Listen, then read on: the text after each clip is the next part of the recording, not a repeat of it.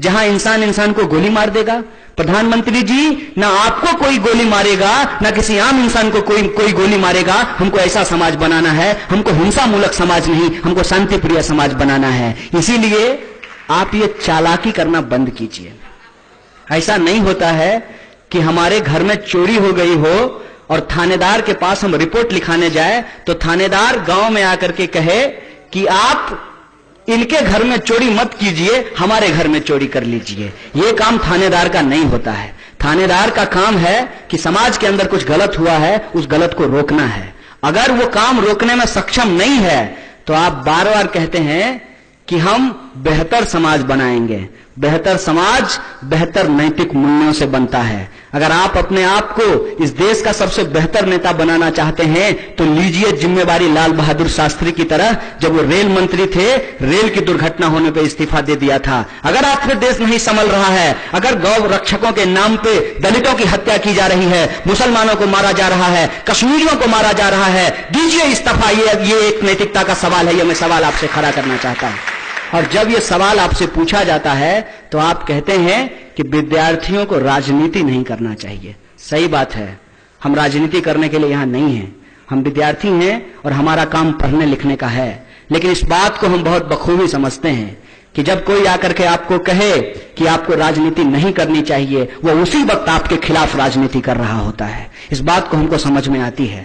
अगर हम विद्यार्थी हैं तो हमारा काम है कि हम इस देश के संवैधानिक मूल्यों को पढ़ेंगे, समझेंगे और जानेंगे। और उस संवैधानिक मूल्यों को पढ़ते और समझते हैं तो इस नतीजे पे पहुंचते हैं कि क्या खाएंगे, क्या पहनेंगे, ये कोई पार्टी तय नहीं करेगी, कोई झंडा तय नहीं करेगी, कोई विचारधारा तय नहीं करेगा, इस देश का संविधान तय करेगा। और अगर आप ईमानदार हैं, अगर आप सच में गौ माता के प्रति आपका प्रेम उमड़ रहा है, तो हम ये सवाल आपसे उठाना चाहते हैं कि जो लोग गौकशी कर रहे हैं, मुझे इस बात में कोई दिक्कत नहीं है, यहां इस मंच से खड़े तौर पर होकर बोलना चाहता हूं कि जो लोग गौकशी कर रहे हैं उसके खिलाफ अगर इस देश में जनता का सेंटिमेंट है और आप अगर उस सेंटिमेंट को डेमोक्रेटिक तरीके से जमहूरियत की बुनियाद पे एड्रेस करना चाहते हैं तो आप एक सर्वे कराइए, पूछिए हिंदुस्तान के लोगों से कि गौकशी होनी चाहिए कि नहीं होनी चाहिए। अगर हिंदुस्तान के लोग कहते हैं कि गौकशी नहीं होनी चाहिए, बैन लगाइए, चाहे वो हिंदू हो या मुसलमान हो, तमाम जो बूचड़खाने हैं उसको बंद कीजिए। ये सवाल मैं आपसे पूछना चाहता हूं। लेकिन हमको मालूम है कि इस देश में होता क्या है। इस देश में हमेशा बात को पलट दिया जाता है। सिगरेट पीने से आपका स्वास्थ्य खराब हो जाएगा, इसीलिए अगर आप पब्लिक प्लेस पे सिगरेट पिएंगे तो आपको 200 रुपया जुर्माना देना पड़ेगा। लेकिन जो सिगरेट बनाने वाली कंपनी है उसके साथ बैठ करके रात को डिनर किया जाएगा। हम कहते हैं कि कोई चीज गलत है तो सबके लिए गलत है, चाहे वो हिंदू हो या मुसलमान हो, चाहे वो अमीर हो या गरीब हो, चाहे महिला हो या पुरुष हो, चाहे बिहारी हो या कश्मीरी हो, वो सबके लिए गलत है। हम ये सवाल आपसे पूछना चाहते हैं कि आप करें तो सही सही और हम करें तो गलत गलत, ये नहीं चलेगा। और प्रधानमंत्री जी का बयान जो आया है उस बयान को आप देखिए कि किस तरीके से समाज को एक बार फिर से बांटने की कोशिश की गई है। प्रधानमंत्री जी ने कहा कि बादशाह लोग गाय लेकर के युद्ध में जाते थे और राजा और बादशाह की जो लड़ाई होती थी उसमें राजा हार जाते थे। मतलब ये उसी तरीके का बयान है कि उन्होंने कहा कि इतने सालों के बाद एक हिंदू प्रधानमंत्री बना है। ये क्या कहना चाहते हैं?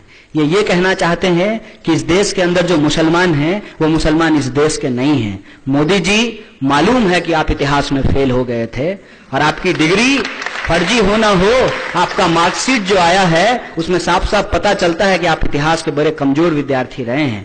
फेल होना कोई गलत बात नहीं है, हम भी फेल होकर के पास हो जाते हैं।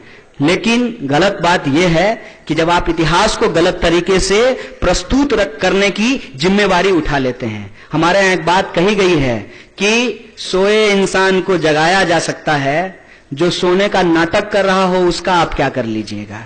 तो जो इतिहास ना जानता हो उसको इतिहास बताया जा सकता है, और जिसने इतिहास तोड़ने की जिम्मेवारी ले ली हो उसको आप इतिहास नहीं बता सकते हैं। तो मैं उनको इतिहास जब बताता हूं तो उनको नहीं, इस देश की जनता को बताता हूं कि इस देश के अंदर राजा हिंदू हो या मुसलमान हो, उसमें शासन किसी भी प्रजा के ऊपर किया है और शोषण किसी भी प्रजा के ऊपर किया है। राजा का धर्म मायने नहीं रखता, राजा का शोषण मायने रखता है। इसीलिए राजा के धर्म के आधार पे आज प्रजा के ऊपर अत्याचार करना बंद कीजिए। बाबर की गलतियों का सजा जुम्मन मियां से नहीं लिया जा सकता है। और ये जो समाज की संकल्पना है, इस संकल्पना को हमको बार बार जिंदा करना है और इतिहास को जो तोड़ मरोड़ करके पेश करने की कोशिश की जानी है, तो हमको उस सेक्युलर क्रेडेंशियल को बचाना है, उसको क्लेम करना है, जिसके इतिहास में यह बात निकल करके आई थी कि जब हिंदुस्तान के अंदर चुनाव हुआ था तो मुस्लिम लीग हार गई थी और कांग्रेस को लोगों ने वोट करके जिताया था। इसीलिए इस देश के अंदर जो मुसलमान रहे हैं वो इस मिट्टी के हैं, यही के हैं, और इनको आप बाहरी बता करके इनके खिलाफ राजनीति बंद कीजिए। और जो आतंकवाद का हवा खड़ा करके निर्दोष लोगों को जेलों में ठूसा जा रहा है, यह करना बंद कर दीजिए। हमारे सामने अगर सबसे बड़ा चैलेंज है तो वो भुखमरी और गरीबी का चैलेंज है। हमारे सामने अगर सबसे बड़ा चैलेंज है तो समाज के अंदर गैर बराबरी का चैलेंज है, और उसके खिलाफ हम एकजुट होकर के खड़े हो जाएंगे। जहां तक मसला है मांस का खाने या ना खाने का, मांस को प्रोड्यूस करने और ना करने का, इसका फैसला इस देश की संसद करेगी, इस देश की विधानसभा करेगी। यह तय नागपुर के संघ कार्यालय में नहीं होगा। अगर यह होगा तो देश के संविधान के हिसाब से होगा, मनुस्मृति के हिसाब से नहीं होगा। इन्हीं शब्दों के साथ आप तमाम लोगों को एक बार पुनः शुक्रिया अदा करते हुए अपनी बात को खत्म करना चाहता हूं। शुक्रिया। इनकलाब जिंदाबाद।